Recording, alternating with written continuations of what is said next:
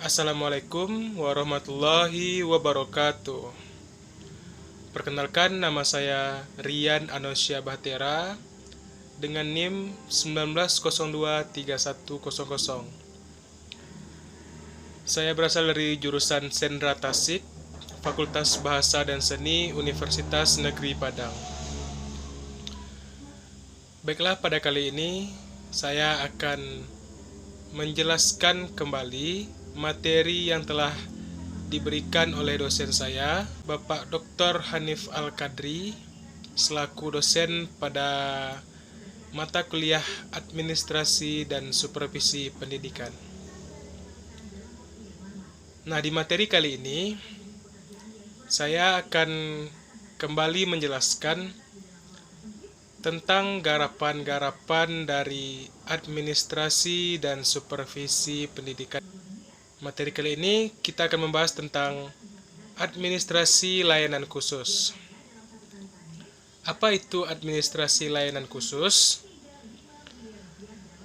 Administrasi layanan khusus adalah memberikan secara khusus atau suatu usaha yang terprogram dan terencana yang secara langsung memang berkenaan dengan proses pendidikan dan proses belajar mengajar di kelas, yang diberikan secara khusus agar mereka atau peserta didik lebih merasa puas, optimal, lebih maksimal dalam proses belajar mengajar.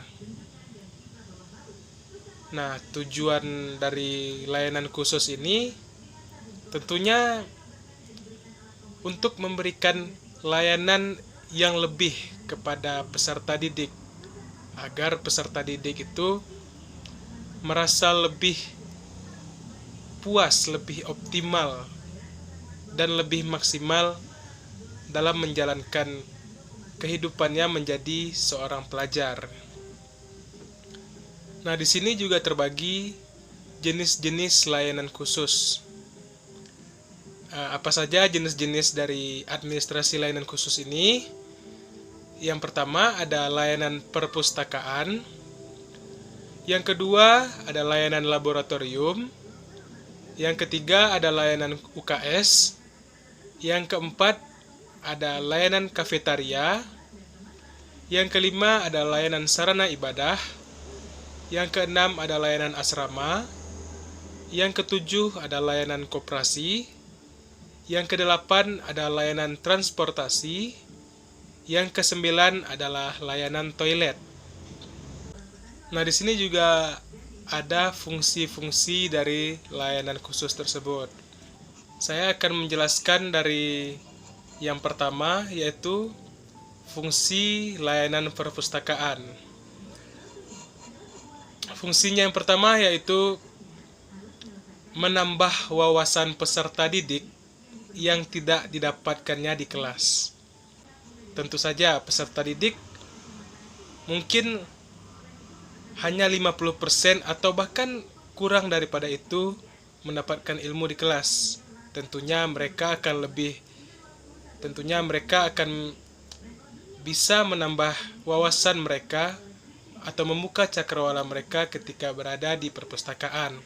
Nah, fungsi yang kedua dari layanan perpustakaan adalah untuk melayani secara khusus peserta didik agar tercapainya pembelajaran yang maksimal.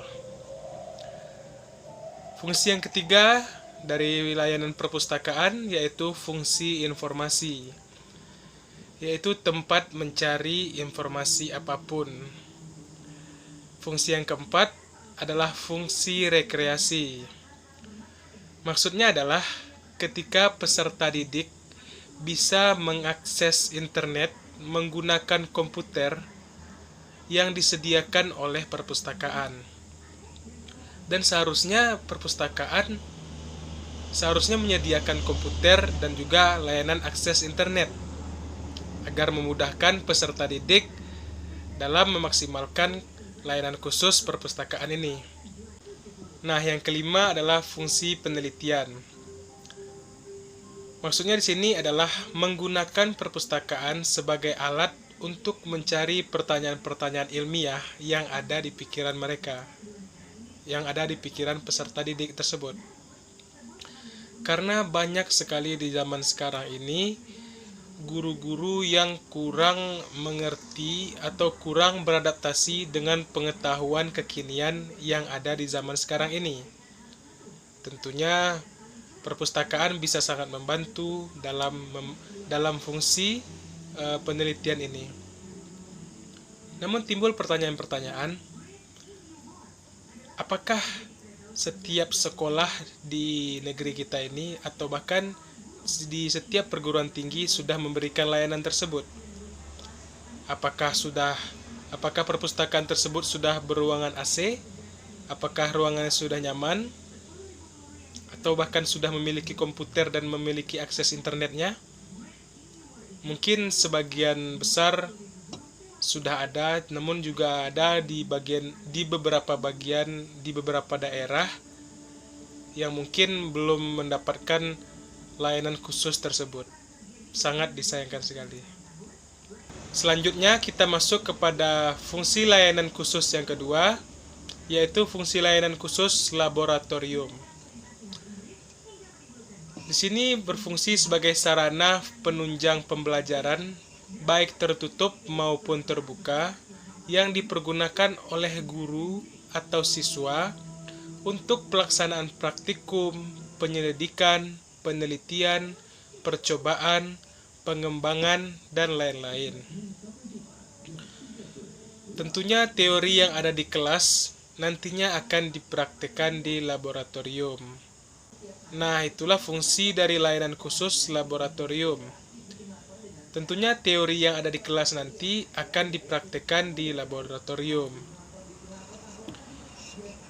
Nah, yang ketiga yaitu fungsi layanan UKS atau unit kesehatan sekolah. Fungsi layanan UKS yaitu adalah layanan kesehatan masyarakat yang dijalankan di sekolah. Namun sangat disayangkan sekali, fungsi layanan UKS ini sudah sangat jarang kita temukan di sekolah, bahkan di perguruan tinggi. Untuk mengadakan layanan UKS ini tentunya sangat dibutuhkan yang namanya petugas kesehatan, obat-obatan yang lengkap, bahkan ruangannya harus nyaman. Namun bisa kita lihat di sekolah-sekolah atau di fakultas di perguruan tinggi, mungkin mereka hanya mempunyai obat-obatan yang seadanya, dan petugas kesehatan pun juga sangat minim. Jadi menurut saya ini adalah PR bagi kita yang akan menjadi seorang pemimpin di masa depan. Tentunya kita harus memperhatikan fungsi-fungsi dari layanan khusus tersebut. Selanjutnya kita masuk kepada fungsi kafetaria. Fungsi kafetaria adalah layanan untuk tempat makan atau minum peserta didik dan pendidik. Yang selanjutnya kita masuk kepada fungsi sarana ibadah, yaitu tempat untuk beribadah, tempat untuk berdiskusi, pendidikan keagamaan, kerohanian, dan pengembangan diri.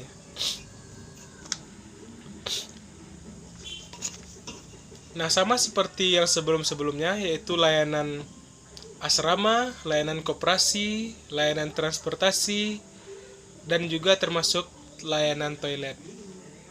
Semua layanan tersebut diharapkan dapat membantu, memaksimalkan, dan memberikan layanan khusus kepada peserta didik, sehingga tercapailah proses belajar mengajar yang lebih efisien dan efektif.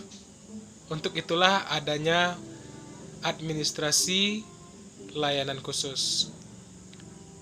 Mungkin sekian saja yang dapat saya sampaikan pada materi kali ini. Mohon maaf jika ada kesalahan. Saya akhiri. Assalamualaikum warahmatullahi wabarakatuh.